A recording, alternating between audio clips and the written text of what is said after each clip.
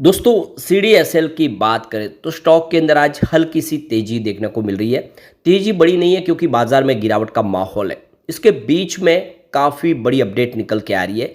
यहाँ पे कंपनी की तरफ से क्लेरिफिकेशन दिया गया है। जो पिछले दिनों खबर निकल के आ रही थी कि सीडीएसएल के स्टॉक का स्प्लिट हो सकता है और छोटा जो स्टॉक है उसको किया जा सकता है, टुकड़ों में बांटा जा सकता है। तो इसको लेकर कंपनी की तरफ से अब अपडेट आ चुकी है। कंपनी का क्या कहना है उसको समझने की कोशिश करेंगे इस वीडियो के माध्यम से। इसके अलावा मई महीने के म्यूचुअल फंड के हमारे सामने आंकड़े भी आ गए। कितने म्यूचुअल फंड ने मई महीने में निवेश किया और कितने ने यहाँ पे एग्जिट लिया उसको समझेंगे। कौन से वो बड़े म्यूचुअल फंड है जिनका इन्वेस्टमेंट है। सीडीएसएल बहुत ही मजबूत कंपनी है और आप देख सकते हो कि एनसीडीएल के साथ में इसकी कंपटीशन है और आने वाले समय एनसीडीएल का भी आईपीओ आ सकता है। फिलहाल तो यहाँ पे एक छत्र राज सीडीएसएल का ही है। तो कंपनी काफ़ी मजबूत है और सारा बिजनेस एकदम आप देखें पारदर्शी तरीके से चलता है कंपनी का। इस बार प्रॉफिट थोड़ा सा कल हल्का सा जरूर हुआ है लेकिन ईयर ऑन बेसिस पे कंपनी का बिजनेस अच्छा है। ऐसे में आगे की क्या संभावना बन रही है उसको समझने की कोशिश करेंगे इस वीडियो के माध्यम से। लेकिन फ्रेंड्स उससे पहले अगर आप पहली बार हमारे चैनल पे आए तो चैनल को सब्सक्राइब कर दीजिए, एक बेल आइकॉन दबा दीजिए ताकि जब भी नया वीडियो बने पहला नोटिफिकेशन आपको मिले। वीडियो पसंद आए तो लाइक से जरूर कीजिए। चलो फ्रेंड्स वीडियो स्टार्ट करते हैं। मैं हूँ आपका दोस्त एस बी दवे और हमारे अपने चैनल ऑनलाइन कमाई में आपका बहुत बहुत स्वागत है। सबसे पहले बाजार की बात कर ले। इस समय लगभग 2:30 बजे का टाइम है। बीएसई सेंसेक्स 81,590 के स्तर पे जहाँ पे 205 पॉइंट की गिरावट है, यानी 0.25% डाउन है बीएसई सेंसेक्स। शुरुआत सुबह पॉजिटिव हुई थी, उसके बाद में गिरावट का माहौल बना। कल बिल्कुल उलट हुआ था। कल देख सकते हो कि गिरावट के साथ बाजार ने शुरुआत की थी लेकिन बाजार ने फिर तेज़ी बताई। आज उसके उलट है। तो फिलहाल सीमित दायरे में बाजार है और अभी बड़े ट्रिगर का इंतजार हो रहा है। सीडीएसएल की बात करें तो 1691 पर इस समय स्टॉक आपको ट्रेड करता हुआ दिखाई देगा जहाँ पे 0.50% की तेजी है। वैसे इंट्राडे में स्टॉक 1723 तक चला गया था, काफ़ी शानदार प्रदर्शन किया लेकिन बाजार का साथ नहीं मिल पा रहा है। इसकी हिस्टोरिकल परफॉर्मेंस देखें, 3 मंथ का इसका 1828 का है जो भी इसने पिछले दिनों बनाया, काफ़ी बेहतर प्रदर्शन किया। फिर प्रॉफिट बुकिंग आ गई। 1 ईयर का इसका 1989 का है और ये इसका 3 साल 5 साल का हाई है, यानी 2000 के आसपास स्टॉक जाके आया था तेजी के दौर में। 3 मंथ का लो इसका 1047 का है और यहाँ पे देखिए 1047 से स्टॉक फिर से 1800 तक पहुँचा, बहुत शानदार प्रदर्शन किया। 1 ईयर का लो इसका 999 का है जो काफ़ी ठीक लग रहा है। 3 ईयर का लो 440, वहाँ से एक बहुत ही बेहतर प्रदर्शन किया है और 5 ईयर का लो मात्र 132 है। उस हिसाब से एक बड़ा मल्टीबैगर ये साबित हुआ है। अब जो बड़ी अपडेट निकल के आ रही है, सेंट्रल डिपॉजिटरी सर्विस लिमिटेड की तरफ से ये एक्सचेंज को जानकारी दी है नोटिस के माध्यम से। तो सीडीएसएल का कहना है कि एक जो न्यूज़ आर्टिकल्स आया जिसमें कहा गया कि सीडीएसएल के स्टॉक को स्प्लिट कर रहे हैं। तो ये सेंट्रल डिपॉजिटरी सर्विस के शेयर की स्प्लिट को लेकर जो खबर है उसको लेकर हम ये क्लियर करना चाहते हैं कि जो आर्टिकल में मेंशन किया गया है वो सारी की सारी न्यूज़ जो है वो रूमर बेस है और स्पेकुलेशन है, यानी एक अंदाज़ा लगाए रहे अपनी मर्जी से। ये जो न्यूज़ दी गई है ये सिर्फ एक हवाई बात है, रूमर है, इसमें सच्चाई नहीं है। क्योंकि फ़िलहाल हमारा ऐसा कोई फैसला नहीं है, हम ऐसा नहीं करने जा रहे, यानी अब अभी फ़िलहाल हम स्टॉक को स्प्लिट नहीं करने जा रहे, ये कंपनी की तरफ से कहा गया है।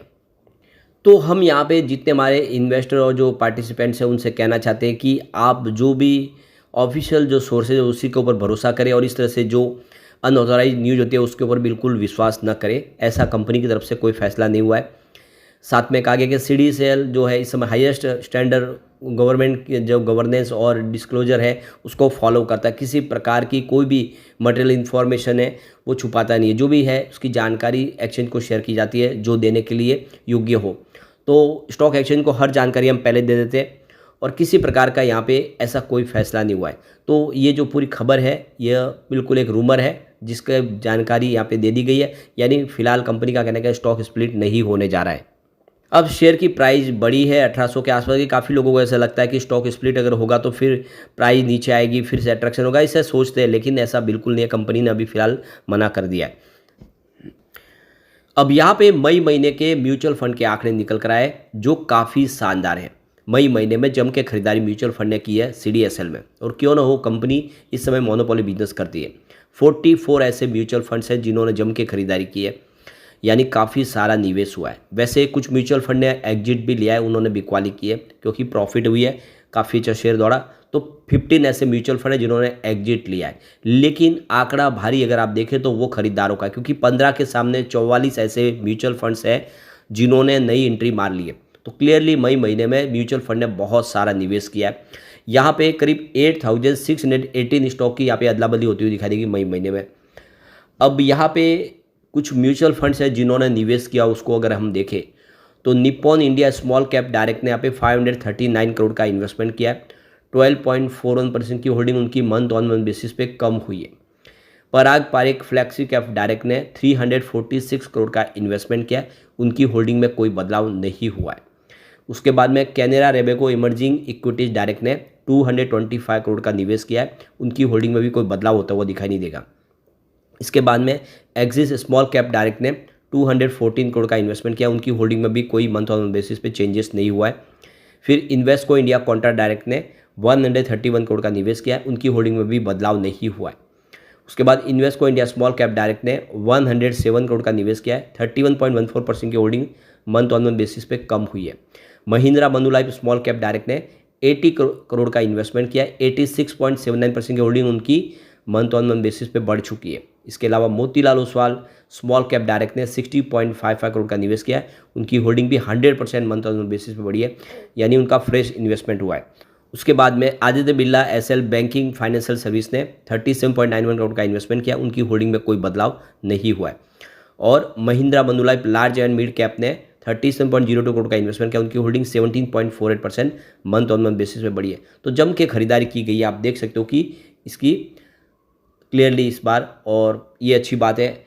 अब आप देख सकते हो कि कंपनी के बोर्ड ऑफ डायरेक्टर ने यहाँ पे डिविडेंड का ऐलान कर दिया है। 12.5 रुपये पर शेयर डिविडेंड मिलेगा, जिसकी फेस वैल्यू 10 रुपीज़ है। इसका मतलब 125% का कंपनी डिविडेंड देने जा रही है।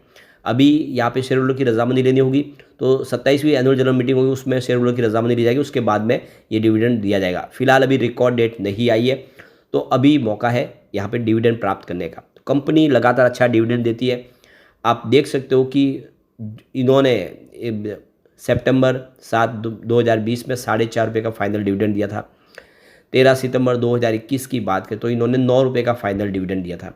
7 सितंबर 2022 में इनका डिविडेंड 15 रुपये तक पहुंच गया था फाइनल डिविडेंड। और 25 अगस्त 2023 की बात करिए, डिविडेंड 16 रुपये तक पहुंच गया था।